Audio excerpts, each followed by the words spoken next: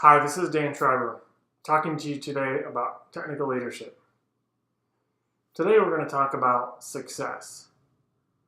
Specifically, what does success mean to you? One of the things that we've all probably experienced is looking at someone else and remarking at their success. Perhaps somebody who's achieved success through fame, or somebody who's achieved success through making lots of money. Or maybe just somebody, a colleague of ours, who we look at and we say, wow, that person's been successful in the job that they got. There are a lot of ways to define success, and all of these examples really demonstrate that success is subjective. It's your perception of somebody else's success. It's not necessarily success itself. And what it does is it helps you look at your own definition of success. And what I find to be very true is everyone has a different perception of what success is. In specific, you can't tell whether or not someone feels successful based on whether or not they look successful. And many times people don't look successful when they feel successful. If you think about it, different people define success differently. One person might define success as making a great impact on the community, even though they're not necessarily making a lot of money.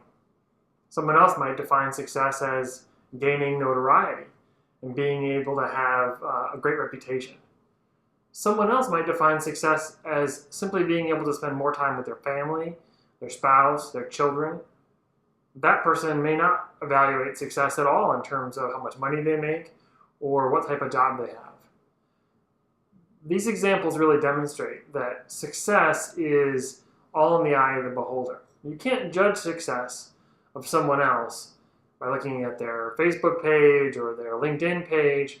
These things are only elements of what somebody's done, what they posted about. There's no way to tell whether or not someone is successful because that's your own judgment. So let's turn that around. Let's look at what makes you successful.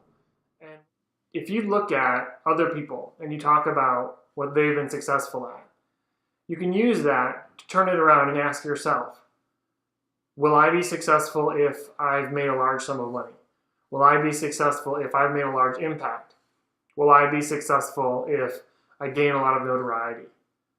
What is it that is important to me that I would define as success for myself? The first step into deciding whether or not you're a success is determining what success means to you. And the second step is actually moving in that direction. So if what you're looking for is to spend more time with your family, are you moving in the direction of spending more time with your family? And in fact, these things are well within your control. One of the traps we fall into is letting others define success for us. Having others either congratulate us on success that may be different than our own internal measure of success, or even worse, allow others to imply that we haven't achieved success, perhaps when we're as happy as we need to be. Having an internal scorecard for what success looks like and then working towards it is the only thing that matters in your own personal success. And that can be true at work, defining whether or not the role that you want is a role that allows you to have lots of control over technical decisions or the ability to contribute technically to a project. Or maybe the role that you're looking for has power and influence. Or maybe it has the ability to manage people. Or maybe it doesn't. Maybe you're a technical leader where you're defining your success as having an influence on the technology and not necessarily wanting to have the responsibility of people management. There are oftentimes organizations that impose their own perception of success, their own perception of the next step. And I'd encourage you to think hard about what is important to you as a technical leader. Define your success by being able to do those things. Influence technology, perhaps, influence a product, maybe influence other people, and strive towards those things. Don't let an organization put an opportunity in front of you as a definition for success that doesn't feel genuine to yourself.